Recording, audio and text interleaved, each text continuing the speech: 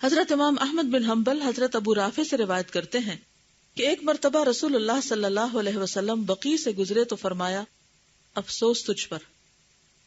میں سمجھا غالباً آپ مجھے فرما رہے ہیں. پھر آپ نے فرمایا نہیں، تم سے نہیں کہہ رہا ہوں، بلکہ یہ اس شخص کی قبر ہے جسے میں نے فلاں قبیلے کی اصلاح کے لیے بھیجا تھا، یعنی دعوت و تبلیغ کے لیے. اس نے غنیمت کے مال میں سے ایک کمبل اٹھا لیا تھا.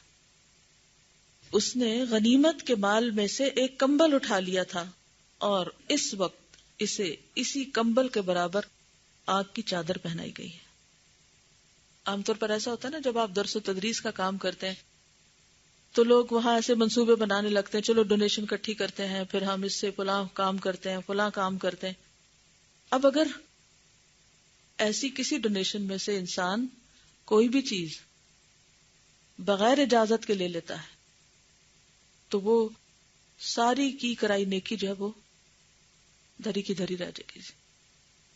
وہ شخص اپنا گھر بار چھوڑ کے گیا تبلیغ کرنے، اور صرف ایک چادر، کیا ہوتی ہے ایک چادر، اس کے بغیر بھی گزارا ہو سکتا ہے، وہ بغیر اجازت کے لے لی. اور نبی صلی اللہ علیہ وسلم نے، چونکہ آپ کو اللہ کی طرف سے بذریعہ وہی چیزیں بتا دی جاتی تھی، تو لوگوں کو اس کے حال سے خبردار کیا. اور اس میں بھی ہم سب کے لیے بہت بڑا سبق ہے. بہت سے لوگ، جیسے دفتر کی چیزیں ہوتی ہیں نا، وہ دفتر کے استعمال کے لیے ہوتی ہیں، ہمارے ذاتی استعمال کے لیے نہیں ہوتی. تو بہت سے لوگ اس میں فرق ہی نہیں کرتے. اسٹیشنری لی کسی اس کام کے لیے اور لے گئے گھر، اور گھر بھی جا کے کوئی اس بچے کو بانٹ دی، کوئی اس بچے کو دے دی، تم عیش کرو اس سے. تو یہ چھوٹی چھوٹی چیزیں جو ہیں، آج آپ دیکھیں کہ ہماری قوم کی سب سے بڑی مشکل کیا ہے، قومی خزانے کے ساتھ کیا ہو رہا ہے. وہ مال غنیمتی کی طرح ہے نا. ہمارا کوئی بھی منصوبہ کیوں نہیں کامیاب ہوتا، کوئی سڑک بنتی ہے، کوئی کارخانہ لگتا ہے، کوئی چیز بھی، کیوں اس میں بے برکتی ہو جاتی، یا بہت سے مسائل حل کیوں نہیں ہو پاتے، کہ اوپر سے نیچے تک رشوت کا بازار گرم ہے.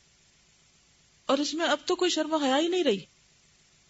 اللہ اعلان غلط کام کرتے اور سب نے اپنے اپنے حصے بانٹے ہوتے. اور اس کی وجہ سے آپ دیکھیں کہ کتنے لوگ سفر کرتے. مثلا ایک سڑک ہی ہے، اگر صحیح نہیں بنی پھر کیا ہوتا ہے، اس میں کھڈے پڑ جاتے ہیں. جتنی گاڑیاں گزرتی ہیں، جتنے لوگ اس کھڈے میں پڑتے ہیں، جتنے لوگوں کی پسلیاں ہلتی ہیں، ان سب کے منہ سے کیا نکلتا ہے؟ دعائیں نکلتی. اور ان کو جو دکھ پہنچتا ہے اس کا ذمہ دار کون ہے؟ جس نے یہ دھوکہ بازی کی. لیکن یہاں تک تو عقل اور شعور کام ہی نہیں کرتے کہ اگر ہم نے لوگوں کو تکلیف پہنچائی تو جواباً اس کا خمیازہ بھی بھگتنا پڑے گا. یہ بے حسی کیوں طاری ہے قوم پر؟ یہ شعور کیوں نہیں جاگتا؟ احساس ہی نہیں کہ جو کچھ ہم کر رہے ہیں اس پہ پوچھ ہوگی، اس پہ پکڑ ہوگی. مسند احمد میں حضرت انس سے مروی ہے کہ رسول اللہ صلی اللہ علیہ وسلم نے فرمایا کہ معراج کی شب مجھے ایسے لوگوں پر سے گزارا گیا جن کے لب ہونٹ آگ کی کینچیوں سے کاٹے جا رہے تھے. میں نے فرشتوں سے پوچھا یہ کون لوگ ہیں؟ فرشتوں نے کہا یہ آپ کی امت کے خطیب اور واعظ ہیں، دوسروں کو نیک کاموں کا حکم دیتے تھے اور خود عمل نہیں کرتے تھے. افسوس یہ لوگ اتنی بھی سمجھ نہیں رکھتے تھے. یعنی ایک متضاد رویہ ہے نا یہ. اسی مسند میں حضرت انس سے مروی ہے کہ رسول اللہ صلی اللہ علیہ وسلم نے فرمایا مجھے جب معراج کرائی گئی تو اس وقت میں نے ایسے لوگ دیکھے جن کی انگلیوں پر تانبے کے بڑے بڑے ناخن لگے ہوئے تھے. جسے کئی لوگ مصنوعی ناخن لگا لیتے ہیں نا اور اس کے اوپر پینٹ وینٹ کر لیتے ہیں، تو اسی طرح ان کے ہاتھوں پر پیتل کے ناخن لگے ہوئے تھے جن سے وہ اپنے چہرے، گال اور سینے نوچ رہے تھے اور کھرچ رہے تھے. میں نے حضرت جبریل سے پوچھا یہ کون لوگ ہیں؟ انہوں نے کہا یہ وہ لوگ ہیں جو لوگوں کا گوشت کھایا کرتے تھے، یعنی غیبت کیا کرتے تھے اور ان کی بے آبروئی کرتے تھے. تو آج یہ اپنے منہ سے گوشت اتار کر اپنے آپ کو بے آبرو کر رہے ہیں. مسند احمد بن حنبل ہی میں حضرت انس سے مروی ہے کہ حضرت صلی اللہ علیہ وسلم اکثر اوقات یہ دعا پڑھا کرتے تھے، یا مقلب القلوب والابصار ثبت قلبی علی دینک. احمد بن حنبل. اے دلوں اور آنکھوں کے لوٹ پھیر کرنے والے، میرے قلب کو تو اپنے دین پر قائم رکھ. کیونکہ دل جو ہے یہ بدلتا رہتا ہے. فیزز آتے ہیں نا ہم سب پہ. کبھی آپ پر تو نہیں آئے فیزز؟ ہر ایک پر یہ کیفیت گزرتی. کبھی دل کے اندر بہت ایمان ہوتا ہے، بہت عمل کو دل چاہتا ہے، اور کبھی عجیب سی سستی اور گھبراہٹ اور بے دلی اور ایک پھیکی سی عبادت ہونے لگتی.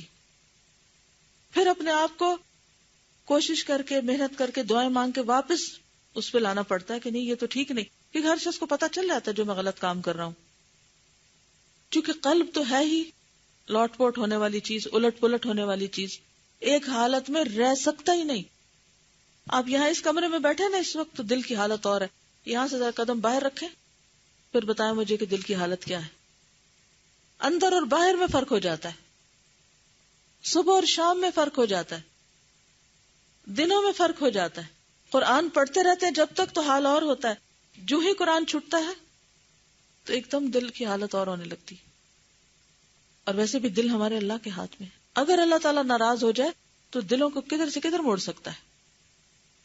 تو اے دلوں کو پھیرنے والے، اے دلوں اور نگاہوں کو، کیونکہ ایک اور روایت میں صرف دلوں کا ذکر ہے، تو میرے دل کو اپنے دین پہ قائم رکھ، کہ اگر ادھر ادھر ہو بھی تو واپس دین پر ہی آ جائے اور خاتمہ ایمان پر ہی ہو. ہم نے عرض کیا یا رسول اللہ، آپ صلی اللہ علیہ وسلم پر ایمان لے آئے اور جو کچھ آپ نے ہمیں لا کر دیا اس پر بھی ایمان لائے، کیا پھر بھی ہمارے لیے اس کا خوف و خطر ہے؟ یعنی ہم آپ پر ایمان رکھتے ہیں، کیا پھر بھی ہمیں خطرہ ہے؟ آپ نے فرمایا انسانوں کے دل اللہ تعالیٰ کی 2 انگلیوں میں ہے، جدھر چاہے پھیر دے. اچھا، اس حدیث سے بھی لوگ کہتے ہیں پھر ہمارا کیا قصور، اللہ نے ہی پھیر دیا. کیا اللہ بندوں کا دشمن ہے؟ وہ کس کا پھیرے گا؟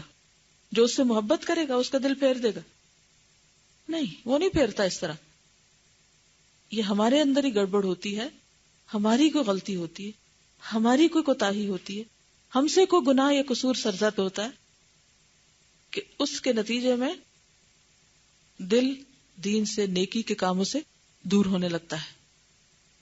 تو جب کبھی ایسی کیفیت آئے کہ دل نیکی سے اچاٹ ہونے لگے تو فوراً استغفار کریں، فوراً آیت کریمہ پڑھیں، فوراً اللہ سے دعا کریں، فوراً نیکی کی کسی مجلس میں جا بیٹھے، فوراً کسی ایسے شخص سے ملاقات کریں کہ جس سے مل کر آپ کا ایمان بڑھے. کیونکہ ہر شخص کو پتا تو چلتا ہے کہ اب میری کیفیت کیا ہو رہی ہے. بلکہ دن بھر جائزہ لیتے رہیں آف اینڈ آن. جیسے ہم بخار ہو تو اپنے آپ کو چیک کرتے رہتے ہیں نا، اچھا اب کتنا بخار ہے، اب کتنا بخار ہے.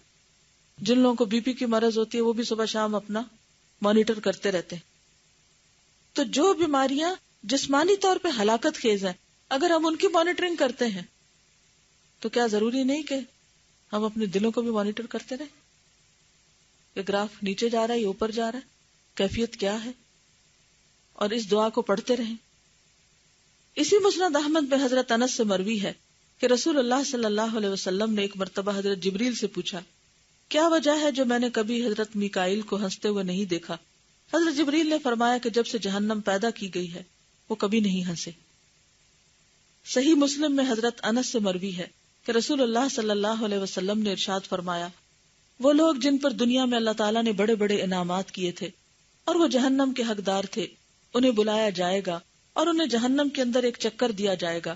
پھر ان سے پوچھا جائے گا، اے آدم کے بیٹو، تم نے کوئی خیر اور بہتری اور کوئی نعمت آج تک دیکھی ہے؟ وہ جواب دیں گے، اے پروردگار، قسم تیری ذات کی، ہم نے کبھی کوئی نعمت نہیں دیکھی. اس کے بعد ان جنتیوں کو لایا جائے گا جو دنیا میں سب سے زیادہ نامراد تھے اور تکالیف میں دن گزارتے تھے. انہیں جنت میں ایک چکر دیا جائے گا. پھر پوچھا جائے گا، اے آدم کے بیٹو، کیا تم نے کبھی کوئی تکلیف اٹھائی ہے؟ وہ جواب دیں گے، پروردگار، ہم پر نہ کوئی مصیبت آئی ہے اور نہ کبھی ہم نے تکلیف دیکھی. تو دنیا کی تکلیفیں آخرت کی تکلیف کے مقابلے میں کوئی حقیقت نہیں رکھتی. اور دنیا کی خوشیاں، دنیا کی رونقیں، دنیا کی زینتیں آخرت کی زینت اور آخرت کی خوبصورتی اور حسن کے مقابلے میں کوئی حقیقت نہیں رکھتی. لیکن پھر بھی ہم کس قدر ناسمجھ ہیں کہ دنیا کی چیزوں کے پیچھے بھاگتے ہی چلے جاتے ہیں اور آخرت کی خوشیوں کو فراموش کیے ہوئے ہوتے ہیں. ہمیں دین کی طرف آنے سے کون سی چیز روکتی ہے؟ کبھی سوچا؟ خواہشات نفس. کہ ان کو پورا کرنے کا وقت نہیں ملتا. تو نتیجہ کیا ہوتا ہے؟ پھر دین سے دوری ہوتے ہوتے آخرت کا نقصان کر بیٹھتے ہیں. اسی مسند میں حضرت براء بن عازب سے مروی ہے کہ ایک مرتبہ ہم رسول اللہ صلی اللہ علیہ وسلم کے ہمراہ ایک انصاری کے جنازے میں شریک ہوئے. ابھی اسے قبر میں اتارا نہیں تھا کہ آپ وہاں ایک جگہ بیٹھ گئے. ہم لوگوں نے آپ کے ارد گرد حلقہ بنا لیا، یعنی سرکل میں بیٹھ گئے. ایک مسنون طریقہ ہے بیٹھنے کا، خصوصاً سیکھنے کا. سرکل میں بیٹھنے سے فائدہ یہ ہوتا ہے کہ ایک دوسرے کی طرف پشت نہیں ہوتی اور سب لوگ ایک دوسرے کو دیکھ سکتے ہیں. کمیونیکیشن کا بیسٹ طریقہ ہے. اور یوں مؤدب اور خاموش ہو کر بیٹھ گئے گویا ہمارے سروں پہ پرندے بیٹھے ہیں. آپ کے دستے مبارک میں ایک پتلی سی لکڑی تھی جس سے آپ زمین کو رید رہے تھے. ہوتا ہے نا بعض اوقات ایسے آپ سوچ میں پڑے ہو تو آپ کے ہاتھ میں جیسے پین ہوتا ہے، پھر آپ کیا کرتے ہیں؟ اس سے کیا کرتے رہتے ہیں؟ کاغذ کو ریدتے رہتے ہیں، ہے نا، ایسے ایسے ایسے ایسے بغیر کچھ. تو نبی صلی اللہ علیہ وسلم کے ہاتھ میں کیا تھی؟ پتلی سی لکڑی تھی. تو آپ اس سے کیا کر رہے تھے؟ زمین کو رید رہے تھے. ایسا انسان کب کرتا ہے؟ جب گہری سوچ میں ہوتا ہے یا ذہنی طور پر ڈسٹرب ہوتا ہے. یکا یک آپ نے سر مبارک اونچا کیا اور فرمایا استعیذوا باللہ من عذاب القبر. لوگو بارگاہ الہی میں قبر کے عذاب سے پناہ مانگو. دیکھیے نبی صلی اللہ علیہ وسلم کی حکمت کہ کس موقع پر کہاں کیا تعلیم دے رہے ہیں، جبکہ فضا پوری طرح ہموار ہے، ماحول پوری طرح سیٹ ہے، تیار ہے. یہ کلمات زبان مبارک سے 2 یا 3 بار نکلے. پھر ارشاد فرمایا بندہ جب دنیا سے رشتہ توڑتا ہے اور آخرت کی طرف جانے لگتا ہے تو آسمان سے ایسے فرشتے اترتے ہیں جن کے چہرے نورانی اور روشن ہوتے ہیں، گویا سورج چمک رہا. ان کے پاس جنت کا کفن اور جنت کی خوشبو ہوتی ہے، اور مردے کی نگاہوں کے سامنے فاصلے پر بیٹھ جاتے ہیں، یعنی تھوڑی دور. اس کے بعد موت کا فرشتہ آتا ہے، ملک الموت. اس کے سرہانے بیٹھ جاتا ہے اور کہتا ہے اے نفس مطمئنہ، خدا کی مغفرت اور رضامندی کی طرف نکل چل. چنانچہ اس کی جان اس طرح نکلتی ہے جس طرح مشکیزے سے پانی. مشکیزہ کیا ہوتا ہے؟ واٹر بیگ جو ہوتا ہے، لیدر کا جو بنا ہوتا ہے، یا دودھ کا قطرہ ٹپک جاتا ہے. کبھی آپ ہاٹ واٹر کے لیے بوٹل پانی ڈالتے ہیں، سمجھے کہ چھوٹا سا مشکیزہ ہی ہے. جب آپ اس کو الٹا کرتے ہیں تو کیا ہوتا ہے؟ آخری قطرہ بھی اس سے ٹپک جاتا ہے. تو مومن کی جان اسی طرح نکل جاتی ہے. ملک الموت اسے اٹھا لیتا ہے. کس کو؟ روح کو. اسی وقت فرشتے دوڑ پڑتے ہیں. وہ ایک لمحہ بھی اسے ملک الموت کے پاس نہیں رہنے دیتے اور اسے جنت سے لایا ہوا کفن پہنا دیتے. مجھے بالکل ایسے ہی یاد آ رہا ہے جیسے ڈلیوری کا سین ہو. آپ نے کبھی شاید پتہ نہیں موقع ملا ہے یا نہیں، جیسے بچہ پیدا ہوتا ہے نا، تو اس وقت کیا ہوتا ہے؟ ڈاکٹر، نرسز سارے آس پاس کھڑے ہوتے ہیں.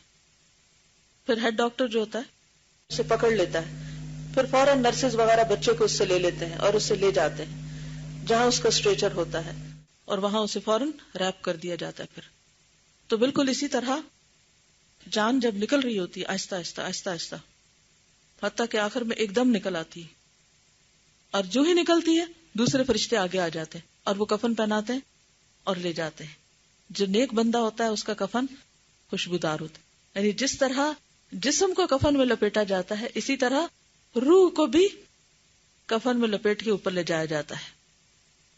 جنت کی خوشبو مشک سے بھی زیادہ، یعنی مسک جس کو آپ کہتے ہیں نا، اس سے بھی زیادہ بہتر ہوتی ہے. وہ اسے لگا دیتے ہیں، پھر اسے آسمان کی طرف لے جاتے ہیں. جہاں جہاں سے وہ گزرتے ہیں فرشتے دریافت کرتے ہیں کہ کون بہترین روح ہے، یہ کون بہترین روح ہے، یعنی کون ہے، کون گزرا ہے. بالکل ایسے جیسے آپ کے پاس سے اگر کوئی خوشبو کا جھونکا تو آپ کہتے ہیں کہ پتہ نہیں کون، کیا چیز ہے، کہاں سے خوشبو آئی. یعنی وہ خوشبو جو ہے وہ دوسروں کو اپنی طرف متوجہ کر لیتی. فرشتے کہتے ہیں فلاں بن فلاں، اور دنیا میں جو اس کا بہترین نام تھا وہ بتلاتے ہیں. فرشتے اسے لے کر دنیا کے آسمان تک لے جاتے ہیں. تب آسمان کے دروازے اس کے لیے کھول دیے جاتے ہیں. ہر آسمان کے فرشتے اس کی مطابقت کے لیے، یعنی اس کو فالو کرنے کے لیے اوپر کے آسمان حتیٰ کہ 7ویں آسمان تک لے جاتے ہیں.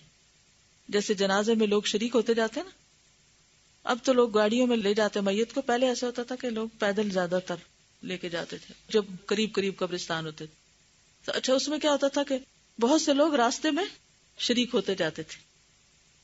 تو بالکل اسی طرح جب نیک روح اوپر جا رہی ہوتی ہے تو ہر آسمان سے مزید فرشتے ساتھ لگ جاتے ہیں, 7ویں آسمان تک لے جاتے ہیں. پھر اللہ تعالیٰ فرماتا ہے میرے اس بندے کا نام دفتر علیین میں لکھ دو اور اسے زمین پر واپس بھیج دو. یعنی حاضری لگ گئی اس کی, اب اسے واپس بھیجو, کیونکہ میں نے اسے زمین سے پیدا کیا ہے اور اسی کی طرف میں اسے لوٹاؤں گا اور اسی سے اسے دوبارہ اٹھاؤں گا. رسول اللہ صلی اللہ علیہ وسلم نے فرمایا کہ اس کی روح واپس لوٹائی جاتی ہے. وہ فرشتے اس کے پاس آتے ہیں, اسے بٹھا دیتے ہیں. یعنی پھر جب میت قبر میں چلی جاتی ہے تو روح قبر میں آ کے جسم سے ملتی ہے اور فرشتے میت کو اٹھا کے بٹھا دیتے ہیں اور پوچھتے ہیں تیرا رب کون ہے؟ وہ جواب دیتا ہے میرا رب پروردگار عالم ہے, رب العالمین. پھر پوچھتے ہیں تیرا دین کیا ہے؟ وہ جواب دیتا ہے میرا دین اسلام ہے. پھر پوچھتے ہیں کون سے پیغمبر تمہاری طرف بھیجے گئے تھے؟ جواب میں کہتا ہے کہ محمد رسول اللہ صلی اللہ علیہ وسلم ہماری طرف بھیجے گئے تھے. پھر پوچھتے ہیں تمہارے پاس کون سا علم ہے؟ وہ جواب دیتا ہے کہ میں نے قرآن مجید پڑھا ہے, اس پر ایمان لایا ہوں اور اس کی تصدیق کی ہے. اس وقت آسمان سے ندا آئے گی میرا بندہ سچ کہتا ہے, اس کے لیے جنت کا فرش بچھا دو, اسے جنت کا لباس پہنا دو اور جنت کے دروازے اس پر کھول دو. اس کے بعد جنت کی خوشگوار ہوائیں اور خوشبوئیں اس کے پاس آنے لگیں گی اور اس کی قبر اس کی حد نظر تک وسیع کر دی جائے گی. اس کے بعد ایک خوبصورت حسین آدمی اس کے پاس آئے گا جس کا لباس نہایت خوبصورت اور خوشبو سے مہک رہا ہوگا. وہ اس کے سامنے آ کر کھڑا ہو جائے گا اور کہے گا کہ میں تجھے مسرت و آرام کی خوشخبری سناتا ہوں, اسی دن کا تجھ سے وعدہ کیا گیا تھا. وہ پوچھے گا تم کون ہو؟ تمہارے چہرے سے خیر و برکت ٹپک رہی ہے. وہ جواب دے گا میں تیرا نیک عمل ہوں. اس کے بعد میت کہنے لگے گی اے پروردگار تو قیامت جلد قائم کر دے تاکہ میں اپنے بیوی بچوں سے جلد مل سکوں. تو آپ دیکھیں کہ اس کا عمل اس کو کمپنی دے گا. ایک اور روایت میں قرآن کے بارے میں بھی آتا ہے جب غلط کام کر رہے ہو نا تو ضرور اپنے آپ سے پوچھے کہ جو میں یہ کر رہی ہوں اسی کو ساتھ لے کے قبر میں جاؤں گی. اگر یہ اچھا ہے تو اچھی شکل میں سامنے آئے گا, اور اگر برائیاں اچھائیوں پہ بھاری ہو گئی تو اچھائیاں تو ایک طرف ہو جائیں گی کیونکہ کمزور ہوں گی نا, کمزوروں کو پیچھے کر دیا جاتا ہے, اور برائی جو ہے وہ اپنے پورے بلوم فل فلیج وہ سامنے آ جائے گی. اس کے بعد رسول اللہ صلی اللہ علیہ وسلم نے فرمایا جب کافر مر جاتا ہے اور آخرت کی طرف جاتا ہے تو اس کے پاس سیاہ فام 2 فرشتے آتے ہیں, کالے, جن کے جسم پر سیاہ غلیظ کمبل ہوتے ہیں, گندے. وہ اس کی نگاہوں کے سامنے فاصلے پر بیٹھ جاتے ہیں. ملک الموت بھی آ کر اس کے سرہانے بیٹھ جاتا ہے اور اسے کہتا ہے کہ اے خبیث روح چل, اللہ تعالیٰ کی خفگی اور اس کے غضب کی طرف چل. یہ سن کر اس کی روح جسم کے اندر ادھر ادھر بھاگنے لگتی, قابو نہیں آتی, لیکن فرشتہ اسے اس طرح پکڑتا ہے اور بھیجتا ہے جس طرح قصاب چھریوں سے گوشت کاٹتا ہے. وہ دور بیٹھے ہوئے فرشتے پھر آ کر اس روح کو اپنے قابو میں کر لیتے ہیں, اسے لمحے بھر کی بھی مہلت نہیں دیتے, اسے ایک سیاہ بدبودار کمبل پہنا دیتے ہیں. اس کی بدبو مردار جانور سے بدتر ہوتی ہے.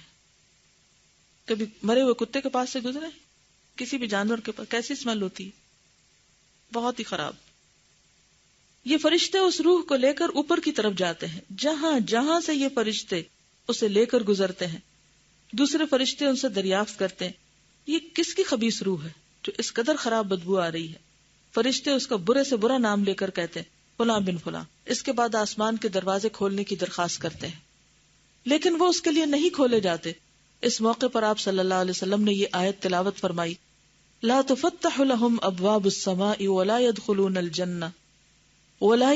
الجنة حتى يلج الجمل في سم الخياط. سورۃ الاعراف.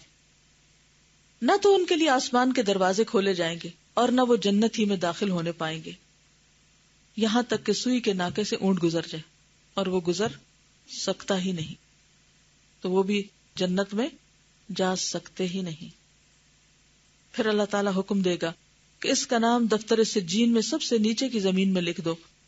تب اس روح کو وہیں سے نیچے پھینک دیا جائے گا یہاں حضرت صلی اللہ علیہ وسلم نے یہ آیت تلاوت فرمائی، وَمَن يُشْرِكْ بِاللَّهِ فَكَأَنَّمَا خَرَّ مِنَ السَّمَاءِ فَتَخْطَفُهُ الطَّيْرُ أَوْ تَهْوِي بِهِ الرِّيحُ فِي مَكَانٍ سَحِيقٍ، سورۃ الحج 31۔ اور جس نے کسی کو اللہ تعالیٰ کا شریک گردانا تو اس کا حال ایسا ہے جیسے وہ آسمان سے گر پڑا، پھر اس کو راہ میں سے شکاری پرندے اچک کر لے جائیں، اس کو ہوا کسی دور جگہ لے جا کر ڈال دے، یعنی اس کی روح کو جب پٹخا کے پھینکا جاتا ہے تو اس کے چیتھڑے اڑ جاتے ہیں۔ اس کے بعد روح اس کے جسم میں لوٹا دی جائے گی۔ 2 فرشتے اس کے پاس آ کر پوچھیں گے تمہارا رب کون ہے؟ وہ گھبراہٹ کے مارے ہاں ہاں کرے گا اور کہے گا کہ مجھے نہیں معلوم۔ پھر پوچھیں گے تمہارا دین کیا ہے؟ اس کا بھی وہ یہی جواب دے گا۔ اس کے بعد اس سے پوچھیں گے تمہارے پاس کون سے پیغمبر آئے تھے؟ اس کا بھی وہ یہی جواب دے گا۔ آسمان سے آواز آئے گی، یہ بندہ جھوٹ بولتا ہے، اس کے لیے جہنم کا فرش لگا دو اور جہنم کے دروازے اس کے لیے کھول دو تاکہ جہنم کے شعلے اس تک پہنچتے رہیں۔ یوں اس کی قبر اس قدر تنگ کر دی جائے گی کہ وہ اسے دبوچے گی، اس کی ایک طرف کی پسلیاں دوسری طرف کو نکل جائیں گی۔ اس کے بعد ایک بد شکل آدمی گندے غلیظ لباس میں اس کے سامنے آ کھڑا ہوگا اور اسے کہے گا کہ میں تجھے عذاب کی خبر سناتا ہوں، یہی وہ دن ہے جس کے متعلق تجھ سے وعدہ کیا جاتا تھا۔ وہ کہے گا تیرے چہرے سے مجھے ڈر لگتا ہے۔ وہ کہے گا میں تیرا خبیث عمل ہوں، برا عمل ہوں۔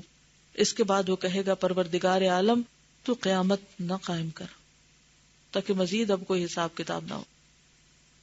امام احمد کی روایت میں یہ بھی مذکور ہے کہ اس کے بعد اس پر ایسا فرشتہ مسلط کر دیا جائے گا جو اندھا، بہرا اور گنگا ہوگا۔ اس کے ہاتھ میں اتنا وزنی گرز ہوگا، لوہے کا ہتھوڑا، کہ اگر پہاڑ پہ مارا جائے تو وہ ریزہ ریزہ ہو کر ریت ہو جائے۔ فرشتہ اسے یہ گرز مارے گا جس سے وہ چیخنے لگے گا، اور اس کی چیخ پکار جن و انس کے سوا اللہ تعالیٰ کی ساری مخلوق سنے گی۔ حضرت براء بن عازب فرماتے ہیں کہ اس کے لیے جہنم کے دروازے کھول دیے جائیں گے اور اس کے لیے جہنم کا فرش بچھا دیا جائے گا۔ مسند احمد میں حضرت انس سے مروی ہے کہ ایک مرتبہ حضرت صلی اللہ علیہ وسلم کے ہمراہ کہیں جا رہے تھے، آپ کی نگاہ یکا یک ایک مجمع پر پڑی۔ مجمع کیا ہوتا ہے؟ گیدرنگ۔ فرمایا یہ کون لوگ ہیں اور کیوں جمع ہوئے ہیں؟ جواب ملا کہ قبر کھود رہے ہیں۔ یہ سن کر آپ گھبرائے اور نہایت تیز رفتاری سے صحابہ کے آگے ہو گئے اور قبر تک پہنچے اور گھٹنوں کے بل بیٹھ گئے۔ میں آپ کے سامنے کھڑا ہو گیا کہ دیکھوں آپ کیا کرتے ہیں۔ آپ وہاں اس قدر روئے کہ آنسوؤں سے زمین تر ہو گئی۔ اس کے بعد آپ ہماری طرف متوجہ ہو کر فرمانے لگے، اے اخوانی لمثل ھذا اليوم فاعدوا، میرے بھائیوں ایسے دن کے لیے تیاری کرو۔ ہم بھی قبرستانوں کے پاس سے گزرتے ہیں لیکن ہماری کیفیت کیا ہوتی ہے؟ اسی مسند میں حضرت بریدہ سے مروی ہے، وہ فرماتے ہیں کہ ایک دن آن حضرت صلی اللہ علیہ وسلم ہم لوگوں کے پاس تشریف لائے اور بآواز بلند فرمایا، لوگوں میری اور تمہاری مثال کیسی ہے، تم جانتے ہو؟ صحابہ نے جواب دیا، اللہ اور اس کا رسول خوب جانتے ہیں۔ فرمانے لگے، میری اور تمہاری مثال اس قوم کی سی ہے جو کسی آنے والے دشمن سے ڈر رہی ہو اور اس کی تفتیش کے لیے انہوں نے کسی آدمی کو بھیجا ہو۔ یہ آدمی دشمن کو دیکھ کر ڈرتا ہوا آیا تاکہ قوم کو ڈرائے کہ دشمن سر پہ آ گیا، اس سے لوگوں کو آگاہ کرے۔ لوگوں کے پاس پہنچنے سے پہلے ہی اس نے کپڑا ہلا کر یہ خبر دی کہ لوگوں دشمن آ گیا، سر پر پہنچ گیا۔ بس آج کے لیے اتنا ہی کافی ہے۔ آخر دعوانا الحمدللہ رب العالمین۔ کسی نے لکھا کہ آج میں نے اپنی امی کو ناراض کر دیا، میں کیا کروں؟ راضی کر لیں، کیا مشکل ہے؟ اپنی تو امی ہے۔ دیکھیں، ادفع باللتی ہی احسن، برائی کو کس سے بدل دینا چاہیے؟ بھلائی سے۔ اللہ سے بھی توبہ کر لیں اور ان کو بھی منا لیں، اسی میں بھلائی۔ سبحانک اللہم و بحمدک نشہد ان لا الہ الا انت نستغفرک و نتوب الیک۔ السلام علیکم و رحمۃ اللہ وبرکاتہ۔